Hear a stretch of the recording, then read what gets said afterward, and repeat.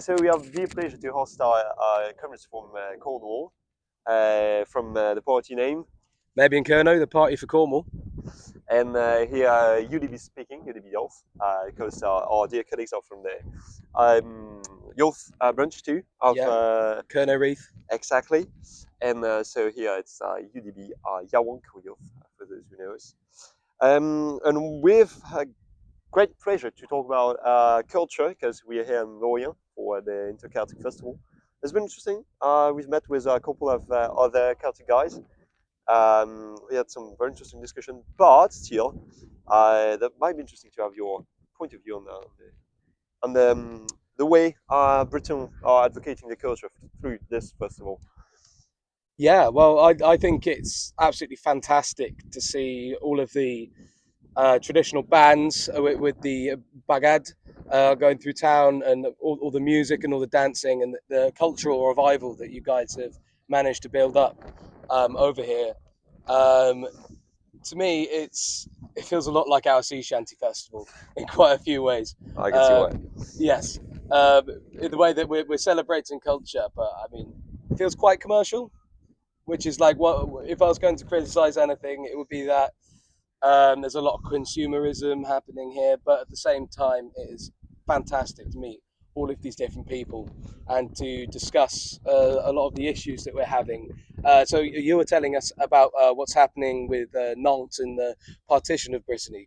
Could you go into Yeah, more detail about that's this? been a good thing to discuss because of course we're all more or less in the same situation regarding that.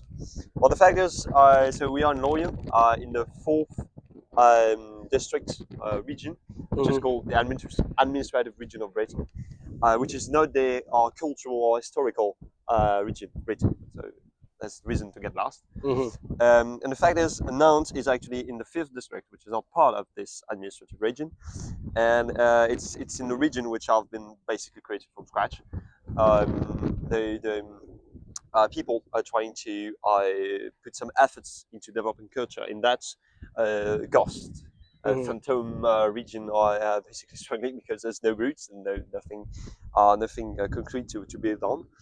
And so right now we are trying to advocate for reunification Hmm. because of course it's very difficult for when you have a region which is cut in parts to keep that coherency, which is essential to define an identity basically.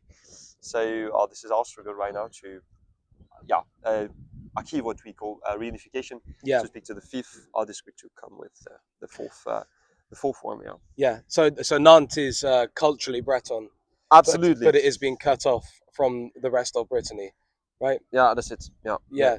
Yeah. So when did this happen then, and who does this serve? This Well, partition. a long time ago, it's always something, uh,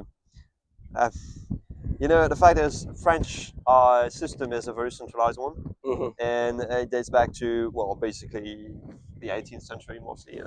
You will have heard in the books about the French Revolution. That's bullshit, really.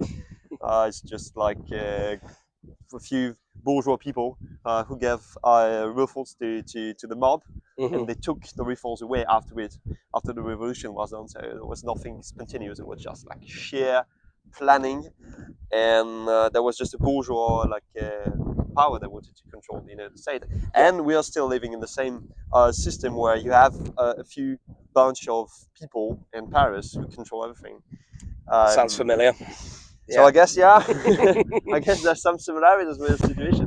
Yeah, absolutely. Well, one of the things that you're talking about with these regional identities, which I find very similar to what we're going through, is that there's this phenomenon that happens with Cornwall and across the southwest peninsula of the UK, which is the idea of a southwest regional authority, which the capital of being Bristol, and these boundaries not respecting cultural differences at all, and not respecting individual needs of individual places Yeah. either. It's a centralization for centralization's sake, without really thinking about how it's going to impact the people who live in these places, which is something that we really need to do something about. And I think in Cornwall we often feel like we are, because we're such a small place, we were having this conversation earlier. Like, there's millions of people in Brittany, and even millions more in with nuns included. We're a nation of roughly 500,000. So we often feel like we're alone in these struggles. So coming over and talking to you guys and talking to other Breton people has been a great experience for us. To realise we're not alone in this, and that we are not crazy for No, thinking you're this not. stuff, You're not. You're not. right? Yeah. Um, That's a good point. What you're mentioning, because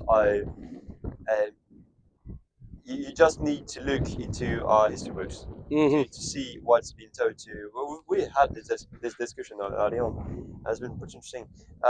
What is being taught to children, and then you see really what's the narrative. So you want the minorities to feel like they are not legitimate in the struggle, Mhm. and that's exactly what we've been confronted with. For example, talking Breton, you would have some people who would say that that's what is this? Yeah. It's nonsense. It doesn't exist anymore. All these people are just playing a game. I've Mhm. heard that. It's terrific. Yeah. This is just a way for the majority to delegitimate the people who are actually struggling for their own Yeah. legitimate right. By the way, Yeah. And that only benefits the elite in London or in Paris, right? And absolutely. yeah, and we're united in that struggle.